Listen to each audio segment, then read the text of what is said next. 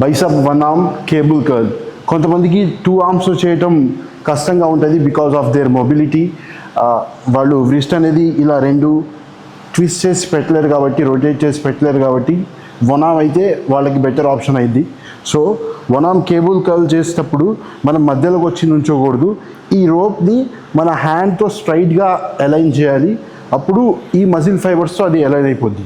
So స్ట్రైట్గా ఒక 1 step వెనక్కి వచ్చి నుంచోండి. అండ్ ఎల్బో అనేది బాడీతో అలైన్ చేయండి. షోల్డర్ని రీట్రాక్ట్ చేయండి. ఇలా ఉన్న షోల్డర్ని ఇలా రీట్రాక్ట్ చేయండి. ఎల్బోని అలైన్ చేయండి.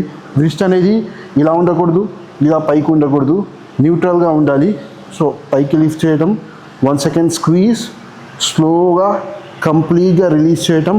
ఇక్కడ ఎటువంటి పాజ్ ఉండకూడదు, మళ్ళీ ఎలాంటి పాజ్ లేకుండా పైకి లిఫ్ట్ చేయటం, స్లోగా రిలీజ్ చేయటం.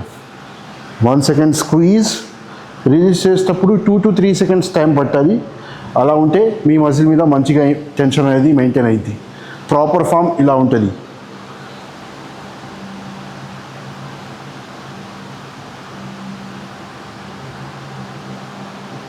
అండ్ ఇక్కడ ఎల్బో అనేది ఇలా పైకి లిఫ్ట్ అవ్వకూడదు, కంప్లీట్గా ఎల్బో ఫిక్స్ అయిపోయి ఉండాలి.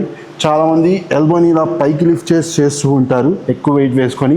అలా లిఫ్ట్ అవుతూ ఉంటే కనుక ఆటోమేటిక్గా వెయిట్ ఎక్కువ ఉందని చెప్పేసి అర్థం. వెయిట్ని స్లైట్గా తగ్గించుకొని ఎల్బో ఫిక్స్ చేసేసి ఓన్లీ 4 armతోనే మొత్తం ఎక్సర్సైజ్ని పర్ఫామ్ చేయండి.